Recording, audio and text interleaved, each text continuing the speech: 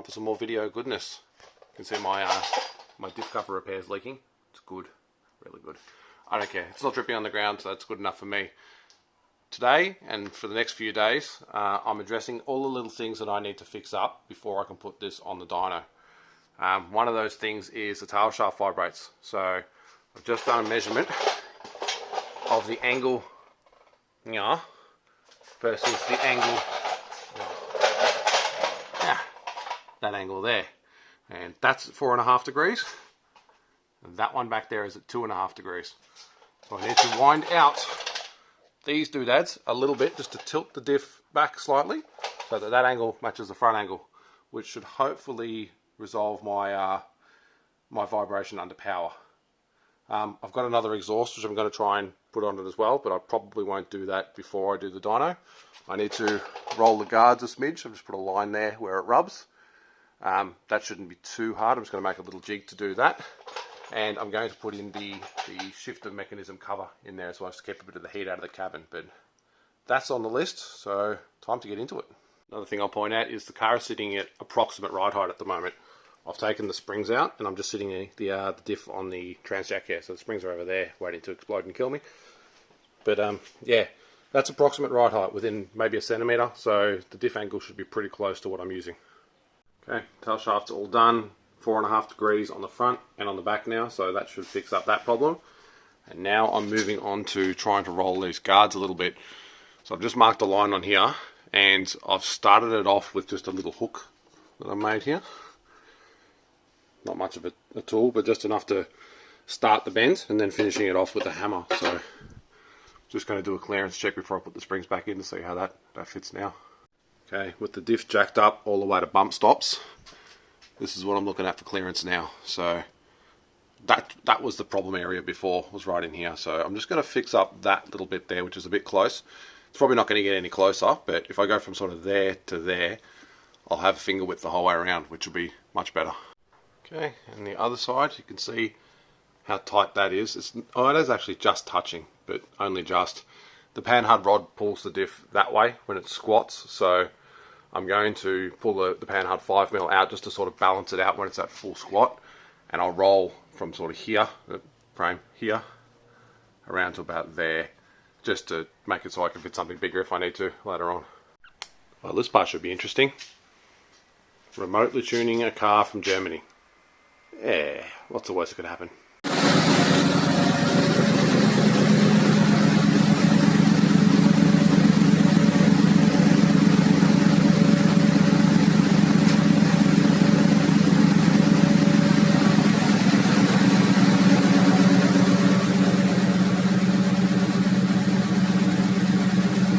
Next job, exhaust comes off again. I need to make some changes here. It's hard to tell, but it actually hangs way too low, which is, yeah, it's hard to tell, but it scrapes on the cap here and it scrapes on the resonator here, so I'm going to try and tuck that up a bit higher, use some different diameter pipe, run jewels, a few different things I want to try, but it's got to come off first. So what I've effectively done is I've modified this trans cross member. The bars used to run across the top and then down into these brackets. I've flipped the bracket over 180, so the bars now go down instead of up across the floor. I've cut them off here, moved them up a little bit, and then I've shaped this just so if it does bash something, it's not such a sharp surface. So that gives me almost 4 inches between there, and about the same on the other side minus the fuel rails. So if I did want to later run dual 3-inch here, I can do that, and it doesn't hang too low. So yeah, I'm happy with that. So now that I've modified the cross member to allow the pipe to go over the top instead of underneath, I need to adjust the exhaust so it sits up a little bit higher, because it was hanging too low at the front. So this is my idea that I'm going to run with. So it comes off the back of the turbo, runs through a flex, and the flex is just there to make this V-band easier to align. But what I'm thinking of doing is, this is the part that drops down behind the engine, it drops down there to the ground. What I'll do is I'll cut off about 1 inch of this, and I'll add on another V-band. It's 2 V-bands very close, but the idea with that is that one will allow me to remove the top section of pipe from here if I ever need to service anything. So it'll be installed as one piece like this. It'll be installed from there right through to that V-band. And only the top section will be removed if I need to service something. I think that'll work well, because the alternative is if I just leave a V-band there and I solid weld this to the next section of exhaust, this needs to be installed from the bottom, which is a pain in the ass, because I've got to poke it up from under the car and then try and hook it on something so it doesn't fall back down when I put the car down on the hoist to actually do something. Having these two sections will allow me to drop it in from the top, and then the bottom section of the exhaust can be done purely under the car, nice and easy. And I can get the engine or the transmission out by just undoing this V-band. Drop the entire exhaust off from just this V-band, the whole works. Makes a lot more sense, so that's what I'm going to do. So about an inch off this, weld that on, and then the rest can be done from under the car, super easy. Progress update, and once again, ignore the shitty welds. They'll be painted over, but that runs down there, runs under the torque converter, turns here, runs up the side of the transmission. So I'm going to cut this pipe back a bit to about here, snake it up, turn it again, and running it along the line with the tail shaft. So that'll work. Ground clearance wise, it sits pretty much level with the transmission pan, so it'll function as somewhat of a ghetto shield. It's no lower than the cross member, and you can see the pan sticking out below it. So, and at the front, it's about an inch lower than the rail. Again, it's level with the pan, so it'll function as a shield. So that's about probably 2 inches better ground clearance than I had before, so it's all worth it. Well, that's going to be it for today. So that's where the exhaust's up to, all just tacked together. But you can see how tight it is everywhere. I managed to actually get it up a little bit higher, so it's almost level with the pan. Probably got a few mils sticking out below, but it's pretty bloody good. I've just tacked it on to a little tab onto the gearbox. I'm going to do another one here because that'll probably break. But yeah, it's fantastic. It's a bit tight there. I might end up just notching that in, but it can't really get any closer, I don't think. So yeah, it'll be alright. And it's tied up against the converter. There's probably 10 mil in between the converter, but again, that's not really going to get any closer. If it does, I'll soon hear about that. So yeah, going nicely. Just need to find a way to get the resonator in between and a flex somewhere, and then we're in business. Next section is all tacked together. V-band here, flex, resonator, dodgy weld, and then it's the existing back section. So again, it's all tight, but that's probably the tightest spot there. I don't think it's going to thump, but yeah, all worth it for ground clearance. Heaps of ground clearance. That's probably the lowest point. Miles of it. So that's all done now. Just hit that with exhaust paint and just run the engine up to temperature just to set it off. You can hardly even see the shitty welds now, but yeah, we're looking good. Plenty of ground clearance. It's hard to tell. Centimetre in there. Plenty of chassis clearance everywhere it needs it. Heaps in there. Heaps in there. Again, hard to tell because it's black on black, but there's a centimetre all the way around everywhere there. Put another bracket on to bolster to the transmission. Perfectly rigid now, and yeah, only just the lowest point on the car. So if you look at it between, I suppose, sort of there, you see the transmission brace and the exhaust are slightly lower than the sump. I might end up doing a shield under the whole thing at some point just to protect it, but right now that will do. Moving on to the next job that I need to do before I can put it on the dyno. Well, not really before I put it on the dyno, but something I need to do. New brakes. Mentioned earlier, previous video, I'm using cruddy old Ford Explorer rotors on the front and pads of unknown type in the Subaru calipers.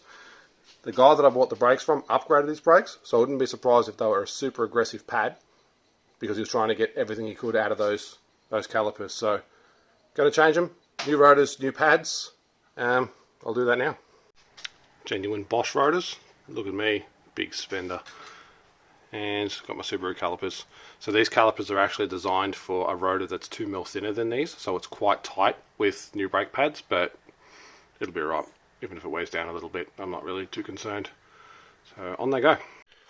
New brakes are all on and they feel fantastic. Absolute night and day difference. I didn't think it was going to be as good as it is, but the car pretty much feels like it's going to do a forward somersault now when I jump on the brakes, which is fantastic. I thought the whole time I had biasing issues because the back brakes would lock up first, but it was just because the front brakes were doing close to nothing. But no, it's all good now. Also discovered that I'm missing, you can't really see it, so that little thing sticking out there, that's like a little rattle plate that stops the pads jumping around. They can't come out because it's still got 2 pins driven through them as well, there and in there. But I don't have that on the other side, so I've just ordered a kit that has the 2 pins, the hook from the back, and that little plate. So I'll replace that when that arrives. But job for today is the transmission solenoid, which I've conveniently misplaced. I'm going to find that and I'm going to put it in, because what that will hopefully do, here it is, what that will hopefully do is fix up the code I'm getting with my transmission and allow the 1 and 2 shift to be a little bit more subtle.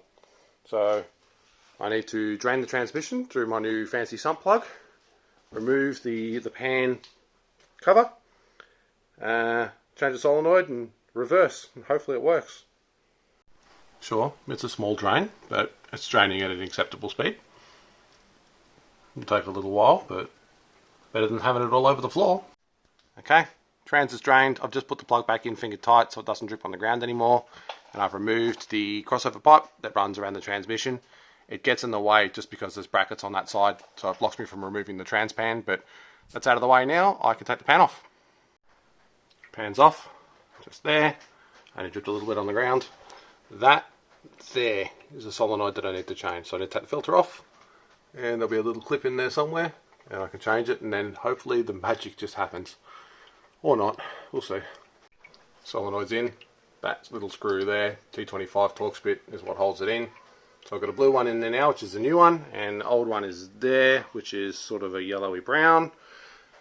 Fits, it's a nice snug fit, filter's back on. I'm just going to triple check the dipstick, and then I'll put the pan back on and fill it back up again.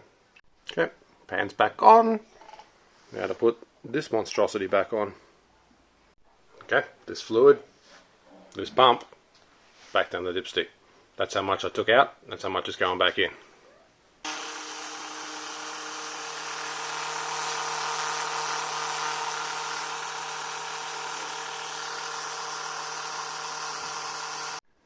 Okay, new pressure control solenoid did nothing. Good. So my problem is now either going to be a wiring problem between here and the PCM, or potentially something in the tune, because I know there's a change over the years. They changed the style of the pressure control solenoid, so I might have calibration for the different one, or it's some kind of internal fault in the transmission. So hooray. I'm installing a sensor, a pressure sensor in here. Let's pull this off for a second. Come on.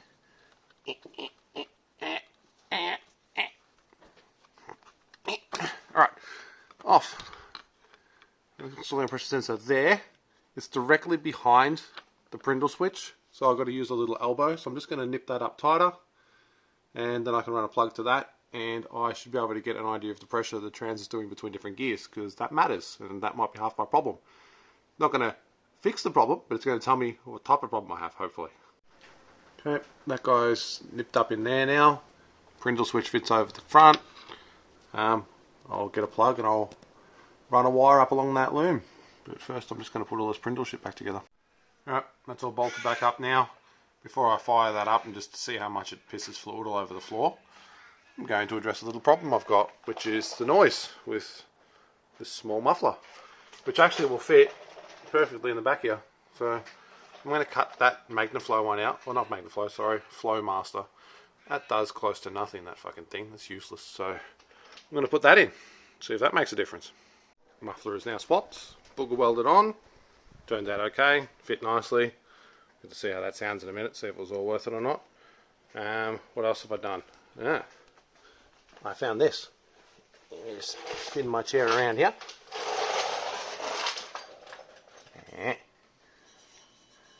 That's rubbing on the floor, which is interesting because this car is factory height. So that's interesting. Don't know what I'm going to do there. I might have to actually bite the bullet and go a two-piece shaft just to change the angle a little bit, or take a piece out of the floor and lift it up a bit, or I firm up the rear end. things. I started the car with this before just to see if it was going to leak, and it does leak out of the sensor. There, you can sort of see it. So I'm just going to nip that up a little bit tighter, see if that stops the leak.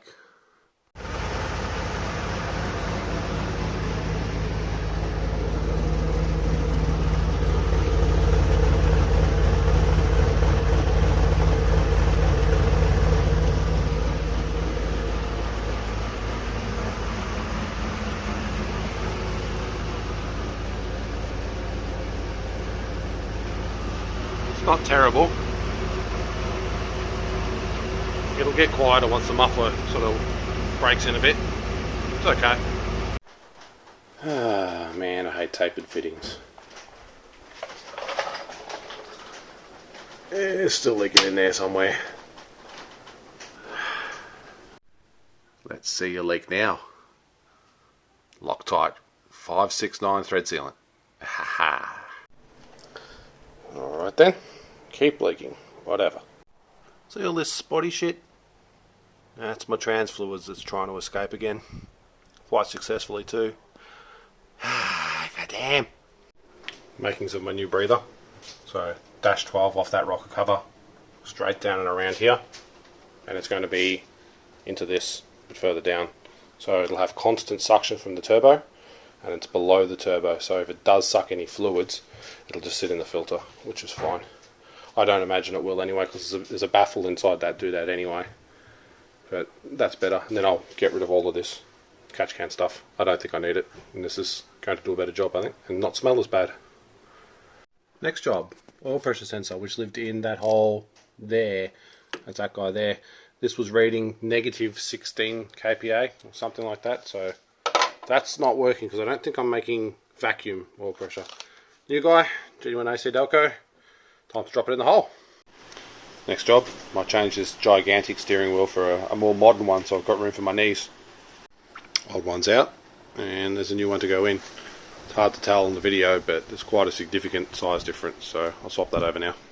Next job, troubleshooting the transmission pressure control solenoid. So that's the one that I pulled out of the transmission. That measures okay. I've got a brand new one in there. The problem still remains. So I'm checking the wiring from this end, and I've just, if I measure this one, this measures at 3.8 ohms. It's a bit hard to show while I'm filming. Maybe I can get it.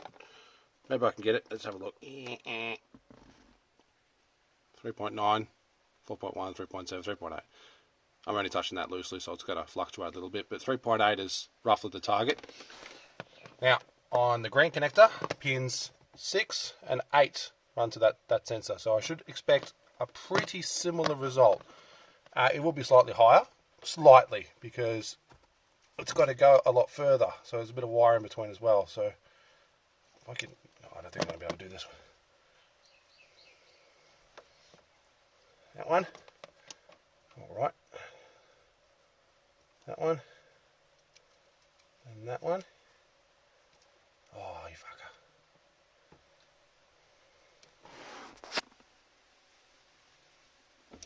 No. Alright, well, I've done it off camera. It comes up at 59 ohms. So either I've got a really shit contact somewhere in between there, or I've crossed a wire somewhere else. So that loom's coming out. I need to check it over. Transmission's the most expensive part of this car, and I need it to work properly, so out she comes. Harness removed. Bit of a saga, but here it is. So now I need to check the same two pins back to the main plug here, just to see which wire is damaged before I start diving into things. Righto, I think I found the problem. The problem seems to be this right angle connector. So when I measure it from pin here to pin there, there's no negligible resistance, so that's working perfectly. But when I connect this back to the trans and just hang the loom off the trans and measure the pins, I get high resistance again. So I'm suspect on this aftermarket connector and the pin contact. So I'm putting back in the standard one. I do actually have room for the straight out connector. It goes underneath the chassis rail, so I'm putting that back in. I need to run a couple more wires down here anyway, so it's not a problem to unwrap it again. That's out now. I've chopped that off, pulled out all the other spare wiring, so that's all that together. Just need to pin in this connector. There's a couple of extra wires in this because it was a 4L60 connector, and 4L80s use 2 less wires. So I'll finish strapping that in. I'll add in these extra wires here for the transmission pressure sensor, and we should be good to wrap it up again. Hopefully this works. Righto, so that plug's all now terminated in. It's got new pins at this end, so it's all straight wire with no joint in between, which is great. I'm just adding in the new sensor wire for here. So what I'm going to have, this is down the end of the passenger side bank. We've got this 2-pin for the EGT. We've got, now where are we? This one here. That's a boost controller MAC valve. And there's another 3 wires which will be for the manifold pressure sensor. I also need to re-terminate here. These 3 are going to be the fuel pressure sensor wires. So they're all run through already. I just need to pull off the tape, run it in neatly, rewrap it. Got to redo an earth. That earth there is going to have a joint in it, but that's just the temperature sensor for the dash cluster. So that's going to run back through to there. So I don't have earths on the front of the engine because they look a bit ugly. But that's it for today. I'm resuming it tomorrow. Loom's coming along nicely. So we've got MAC valve, EGT. That one there is temperature. We have here, which will be the manifold pressure sensor, cam angle, throttle position and throttle cracker. Yeah. Injectors, coils, everything looking sweet. Earth on the back of the head, oil pressure, map. And this is where the dramas start because this happened. Damn it. So I've got a little bit more to wrap. 3.9. Success. Finally. Might be a little hard to hear me, but it's all been worth it. Pressure control solenoid current and desired current. Previously desired would change to suit as desired, but the actual measured current wouldn't follow. Now it follows. Now I have transmission pressure control. Working. Next job. Need to continue putting in pressure sensors everywhere. So my intention is that this port here will be manifold back pressure. This port here will be EGT. So I've got a couple of sensors here. That's a 200 psi sensor. So that one's going to go on the fuel rail. It's a bit overkill for the job, but it's better than the other one I've got here. That one there's a 50 psi, so that one will be suited for back pressure.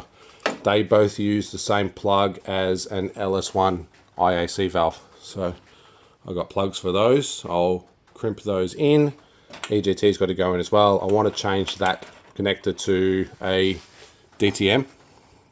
So I crimp that one on there. Hopefully I can do that with this wire. I don't know how that goes. It's high temp wire.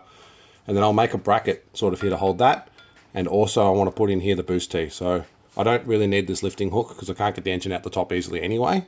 It tends to come out easier out the bottom, so I might remove that and use that area to make a bracket to hold everything else. So that's what I'm going to do today. Progress is good. Shitty bracket is done. MAC valve at the top here. Wire runs in underneath. We've got port A to a T, which runs to the boost source reference, and to port or the lower port on the wastegate, which is what the book instructs. Port C, no, whatever, this side runs through to the top of the wastegate. Also, as in the diagram, we've got the 50 psi pressure reference sensor here on the bracket. Wiring is done back through to the computer end. That's actually a 12 volt sensor. I thought it was 5, so I'm going to have to do some repinning at the computer end, but that's okay. I've got this little guy here, which is going to run from that port in there, underneath. Can't really see it, but on the exhaust manifold. That will run right through to there. So I'm waiting on some 1/8 NPT to AN3 fittings to put that in. But apart from that, that part's all done. So moving on to something else. 2 jobs to do in here. One is to put this carpet underlay in, which I've already started before I started filming. So I've just got 2 sheets of this. I'm just trimming it around everywhere. Then I'm going to stuff the carpet back on the top and hope it all presses down okay. But that's pressed right up inside there to try and quieten all that down as best I can. So that should be good. Just got to lay the carpet back across this way, and then I'm going to do the other side and see how it fits.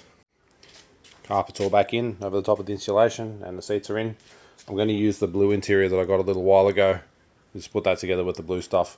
I still want to replace the front seats with my black ones, and I started doing that yesterday. I cut the feet off these just to start doing the other feet, but these are too heavy to lift in and out. with a sore back, so I'm just going to park that idea for now. I've got my rails from the other seats, so I can build them up out of the car, work out if they're going to fit, and then put them in. But that's pretty much done. The blue ones are over there, just drying in the sun. I just washed those a little bit, so they're a bit wet. Then I can pop those back in the car. And then after that, I need to move on to the exhaust. The exhaust does this, which suits me. So I just need to put a different kind of mount in there just to sort of hold it central. Exhaust mounts aren't my specialty. I've got ones in there, but they don't really do the job, obviously, because there's nothing to stop it going side to side. So fix that up and then we're good. Boost controller's installed. I've just installed it there on the dashboard. I fixed the globes and all of these lights. Just need to finish up those last few wires, which are for the sensors, but they're going to run through the V2, so I need another plug for those. And I'll put those panels back on, but yeah.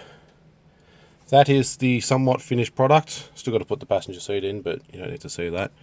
But yeah, let's fire this up. Hear the boost controller doing its thing. There you go. All working, all lit up, all looking pretty good. So I'm going to end this video here. The next video you'll see will just be this car on the dyno, actually making noise, actually making power, all blowing up.